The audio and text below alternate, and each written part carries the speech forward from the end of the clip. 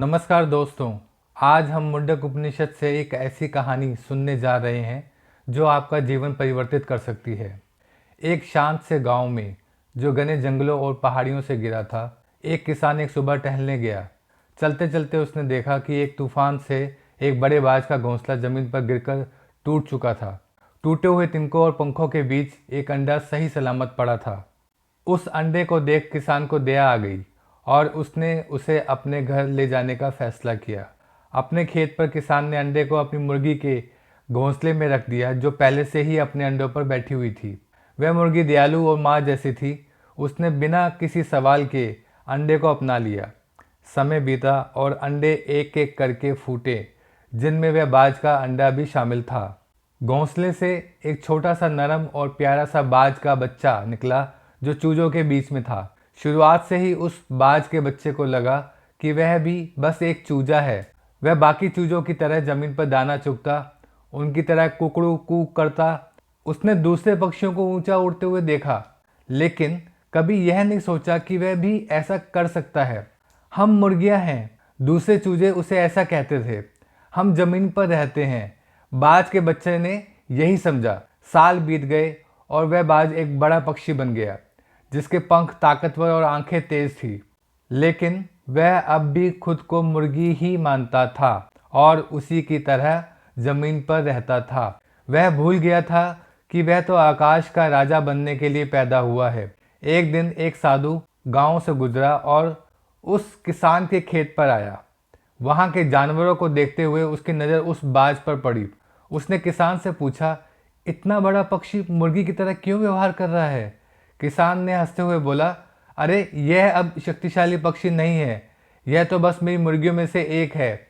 यह सारी जिंदगी यहीं रहा है और इसे उड़ने के बारे में कुछ भी नहीं पता। साधु ने जोशीले स्वर में कहा, चाहे यह कितना भी दिन मुर्गियों के बीच में रह ले, बाज तो हमेशा बाज ही रहेगा। इसका सच्चा स्वभाव नहीं बदलेगा। वह बाज के पास गया जो जमीन पर दाना चुग रहा था और धीरे से कहा, तुम्हारा जीवन ऐसा नहीं है, तुम आकाश के राजा हो, मेरे साथ आओ। किसान ने साधु को बाज ले जाने दिया। साधु ने बाज को खलिहान की छत पर ले जाकर ऊंचा उठाया और कहा, आकाश को देखो, अपने पंख फैलाओ और उड़ो। बाज ने आकाश की ओर एक पल देखा, लेकिन फिर जमीन की ओर देखा। डर ने उसे जकड़ लिया और वह वापस कूदकर मुर्गियों के बीच चला गया। साधु ने गहरी सांस ली, लेकिन हार नहीं मानी। अगले दिन साधु बाज को पास की पहाड़ी पर ले गया।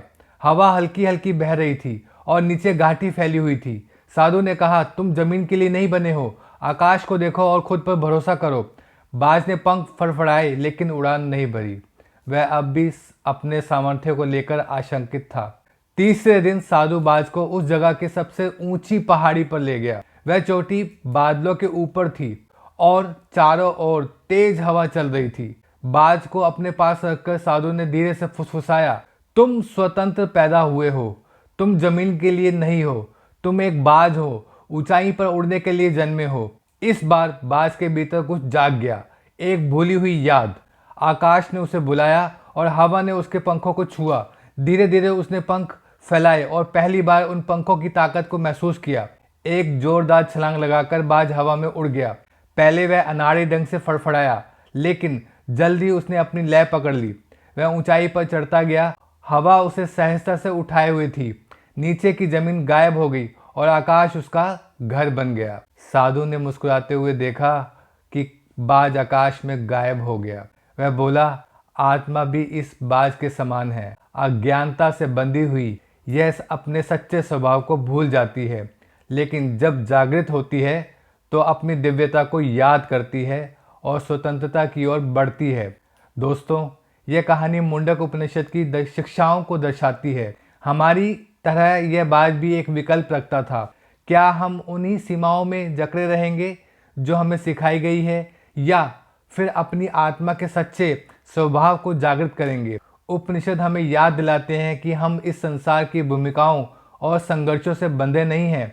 हमारे भीतर असीम संभावनाएं छिपी हुई हैं जो जागृत होने का इंतजार कर रही हैं। यदि इस कहानी ने आपको प्रेरित किया है दोस्तों, तो आज अपने जीवन पर विचार करने के लिए एक पल निकालें और सोचें, क्या चीज़ आपको अपने पंख फैलाने से रोक रही है?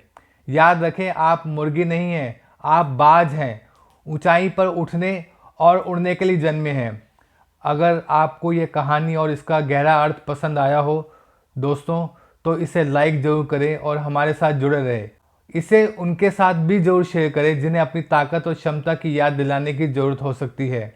आइए एक दूसरे को प्रेरित करें और ऊंची उड़ान भरें। नमस्कार।